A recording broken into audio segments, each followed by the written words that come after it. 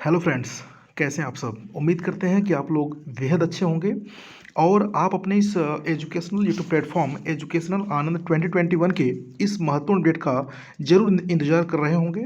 तो दोस्तों, यहाँ पर इंतजार की जो घड़ी है वो निश्चित तौर पे अब समाप्त हो चुकी है। तो दोस्तों, यहाँ पर हम बात करेंगे इस वीडियो के माध्यम से 10 फरवरी से जो थर्ड काउंसलिंग से संबंधित जानकारी है दोस्तों, उसको लेकर यहाँ पर एक काफ़ी महत्वपूर्ण आपके लिए अपडेट है, जो कि जो थर्ड काउंसलिंग के उम्मीदवार हैं उनके लिए तो बहुत ही ज़रूरी यहाँ पर ये अपडेट है। चलिए दोस्तों, इसके साथ साथ यहाँ पर बात कर लेंगे 97,000 जो नई भर्ती जो कि सरकार जल्द ही रिलीज करने वाली है, उसके संदर्भ में दोस्तों यहाँ पे चर्चा करेंगे। और वहीं दोस्तों सबसे महत्वपूर्ण चीज़ होगी यहाँ पर ऑफिशियल दोस्तों जो आंकड़े हैं उस पर दोस्तों यहाँ पे चर्चा हम करेंगे, जो कि 8,000 सीटों के संदर्भ में है। तो दोस्तों इस पर जो की चर्चा होगी आपके लिए बेहद महत्वपूर्ण होगी इसलिए क्योंकि जो सीटों की दोस्तों दावेदारी है वो काफ़ी कॉम्प्लिकेटेड जो है देखने के लिए नज़र आ रही है। इस पर दोस्तों चर्चा करेंगे एक एक दोस्तों पद पर जो है ना। जी हाँ, यहाँ पर दोस्तों बता दें आपको कि बहुत बड़ी जो है यहाँ पर मारामारी है, क्योंकि दोस्तों थर्ड काउंसलिंग जो है अपने आप में बहुत ही महत्वपूर्ण इसलिए होती चली जा रही है क्योंकि अब जो नई वैकेंसी है वो कब आएगी इसके बारे में कुछ कहा नहीं जा सकता है, और आएगी भी तो क्या हुआ उसमें काफ़ी जो है फिर वहीं आप एग्ज़ाम्स देंगे, टेट देंगे, सुपर टेट देंगे, और उसके बाद जो है आपका चयन जो है वो शायद होगा कि नहीं होगा वो भविष्य गर्भ में छिपा है। तो ऐसे में दोस्तों यहाँ पर इसी भर्ती में जो लोग योग्य हैं उनका चयन हो जाए, मैं भी यही चाहता हूँ और आप भी यही चाहते होंगे। इसमें दोस्तों जो नए टीचर्स हैं इस वीडियो के माध्यम से मैं उनको आज बताऊंगा कि इनकम टैक्स चूँकि इस बार अभी आपकी नई नई नियुक्ति है, लेकिन किन किन जगहों से आप कैसे कैसे क्या करके अपने भविष्य को भी सुरक्षित कर सकते हैं, और वो कौन कौन से सेफ तरीके होते हैं जो कि इनकम टैक्स की धारा 80C के तहत आपको रिबेट प्रदान करती है, इनकम टैक्स से छूट प्रदान करती है। एक तरीके से आप सरकार को सहयोग भी करते हैं, सरकारी जो होते हैं प्रक्रम उनमें आप जो है कि अपना योगदान भी देते हैं, अपना पैसा सेव भी करते हैं, साथ ही साथ आप इनकम टैक्स से भी अपने आप को बचा लेते हैं। तो चलिए दोस्तों इन सभी मुद्दों पर चर्चा करते हैं। जो भी अपडेट दोस्तों है यहाँ पर खास करके तीसरी काउंसलिंग को लेकर के और इनकम टैक्स से आप कैसे रिबेट आपको मिले दोस्तों, इस पर चर्चा करने के लिए पूरा वीडियो बनाया गया है। ठीक है, चलिए दोस्तों वीडियो कंटिन्यू करते हैं। सबसे पहले दोस्तों मैं आपको बता दूं कि जो थर्ड काउंसलिंग के संदर्भ में जो अपडेट दोस्तों नई आ रही है वो ये है कि आपकी दोस्तों तीसरी जो काउंसलिंग है वो लगभग संभावित सी नज़र आ रही है कि 10 फरवरी तक जो है आपको एक विज्ञप्ति जो है जारी हो सकती है सरकार की तरफ से, खास करके 8,000 जो दोस्तों लगभग मैं आपको संख्या बता रहा हूँ, जो कि दोस्तों ये ऑफिशियल एक आंकड़े को टच करता हुआ एक आंकड़ा है। पूरा ऑफिशियल नहीं है लेकिन हाँ ये जरूर है कि ऑफिशियल आंकड़े को टच करता हुआ आंकड़ा है, जो कि दोस्तों लगभग 7,000 के ऊपर और 8,000 के नीचे हो सकता है। ठीक है, ऐसे में दोस्तों इन सभी पदों पर आपको 10 तारीख के आसपास एक नई और गुड न्यूज़ मिल सकती है, जो कि काउंसलिंग को लेकर के होगी, खासकर थर्ड काउंसलिंग के संदर्भ में। यहाँ पर दोस्तों एक एक पद पर दावेदारी बहुत बड़ी है। आपको दिखाना चाहेंगे दोस्तों वैकेंट सीटों की संख्या, एक अप्रॉक्सीमेशन बता रहा हूँ मैं आपको, लगभग 7,000। ठीक है, अगर इतने दोस्तों पदों पर बात करूँ तो मैं जो अनरिजर्व कैटेगरी के बंदे हैं, जो अनरिजर्व कैटेगरी के उम्मीदवार हैं जिनका गुणांक 66.60 बनता है, उनके लिए 2300 पद जो है यहाँ पर दिखाई दे रहे हैं। ओबीसी के दोस्तों 66.25 पर 2300 उम्मीदवार। ये दोस्तों कहने का सीधा सा मतलब ये है कि जनरल और ओबीसी आपको पता ही है, लगातार जो सिनेरियो दोस्तों आने वाले समय में आपको हर एक परीक्षाओं में देखने को मिलता है कि जनरल ओबीसी कहने के लिए रह गया है, लेकिन हमेशा जो आंकड़े हैं रिजल्ट के आपको देखने के लिए मिलते हैं कि लगभग जो है समान ही रहते हैं। ऐसे में दोस्तों एससी कैटेगरी 60.20 पर 1800 उम्मीदवार पाए जा रहे हैं। पाने का दोस्तों यहाँ पर मतलब सीधा सा एक ही है कि अगर इसके नीचे आपके यहाँ पर गुणांक हैं तो निश्चित तौर पे आप क्रिटिकल जोन में हैं। क्रिटिकल जोन कहने का सीधा सा मतलब ये है कि आपकी चयन की संभावना तीसरी काउंसलिंग के दौरान थोड़ी सी संदेहास्पद है। ये कतई मैं नहीं कह रहा हूँ कि आपका चयन होगा नहीं, लेकिन संदेह के घेरे में जरूर बनती हुई नजर आ रही है, क्योंकि अगर अब इन लोगों में अगर किसी का डॉक्यूमेंट में कोई समस्या होगी या किस विभिन्न प्रकार की दिक्कतें होंगी तभी आपके चयन की राह आसान होगी, और होगा जरूर, ये निश्चित है। क्योंकि मोटा मोटा मैं आपको बता दूं कि लगभग 1000 ऐसे उम्मीदवार बनेंगे इन सब के बीच। 8,000 जब नई काउंसलिंग होगी तीसरी, तो उसमें ऐसे बहुत से हज़ार उम्मीदवार आपको देखने के लिए मिलेंगे जो कि फर्जिफिकेशन के आधार पर नौकरी पाना चाहेंगे, और उनको जो है बीएससी ऑफिस में एक ढंग से जो है कि एक चोट देते हुए, चोट कहने का मतलब उनको दुत्कारते हुए जो भगा दिया जाए, क्योंकि फर्जी लोगों को यहाँ पर एकदम सुनवाई हो नहीं रही है और ना ही उनकी नियुक्ति होने वाली है।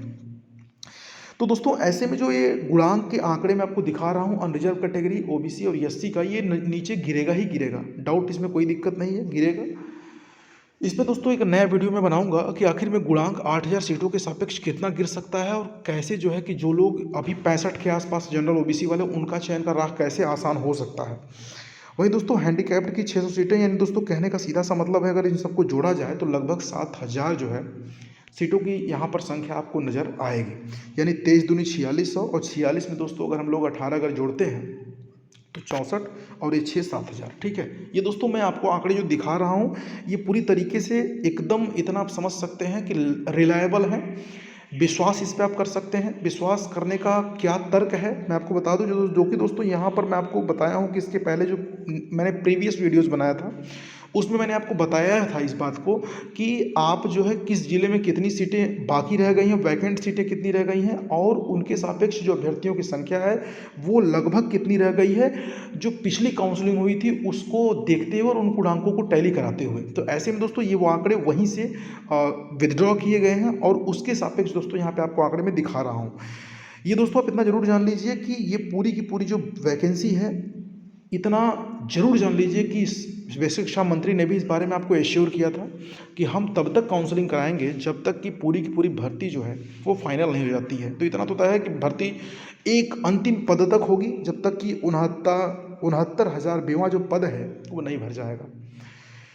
अब मैं दोस्तों यहाँ पे बात करूँगा नई भर्ती जो कि 97,000 पदों पर होगी, क्योंकि जो लोग बच जाएंगे उनको भी नौकरी पानी है और उन्होंने मेहनत की है तो उनको नौकरी मिलेगी ही मिलेगी। ऐसे में दोस्तों 97,000 पदों की बात करें, इतना जरूर जान लीजिए कि अभी पंचायत चुनाव सामने है। एकदम उम्मीद नहीं है कि सरकार जो है पंचायत चुनाव के मद्देनजर नई वैकेंसी रिलीज कर सकती है। बात करें दोस्तों 2022 में चुनाव सामने है, अधिसूचना जारी हो जाएगी मार्च और अप्रैल के महीने में। ऐसे में जरूर जो है सरकार चाहेगी कि नई जब उन चुनाव हो तो उस समय जो है कि इसका फ़ायदा उठाया जाए इस नई वैकेंसी का।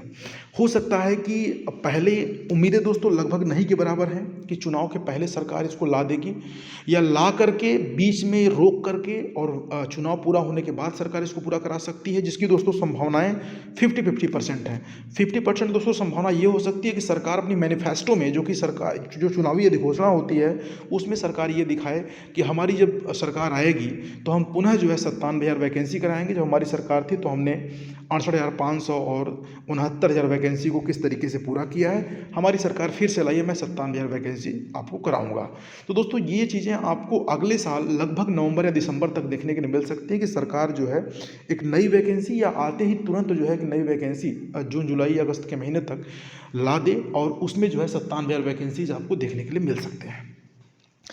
तो तैयारी करते रहिएगा, तैयारी छोड़ना नहीं है दोस्तों। इस प्लेटफॉर्म के माध्यम से मैं लगातार प्रयास में हूँ कि मैं किसी प्रकार से अपने स्टूडियो का सेटअप थोड़ा सा, जिस तरीके से भी नए तरीक़ों से लोग पढ़ा रहे हैं, मैं उस प्रयास में लगा हूँ। मैं चाहता हूँ कि आपके बीच में जो है टेट और सुपर टेट की तैयारी कराने के लिए मैं क्लासेस अटेंड करूँ, मैं खुद पढ़ाऊँगा, कुछ टीचर्स को भी मैं हायर करूँगा जो कि काफ़ी हाईली क्वालिफाइड होंगे। वेट एंड वॉच दोस्तों करिएगा। इस चैनल पे बने रहने वाले हर एक उम्मीदवारों का, जो भी सब्सक्राइबर्स हैं, मैं उनके लिए ज़रूर यहाँ पे काफ़ी कुछ सोच रहा हूँ जिनका नहीं हुआ है चयन शिक्षक भर्ती में। यहाँ पर दोस्तों इनकम टैक्स से बचने के लिए मैं आपको एक तरीका सुझाना चाहता हूँ। वो तरीका अपने आप में काफ़ी महत्वपूर्ण है।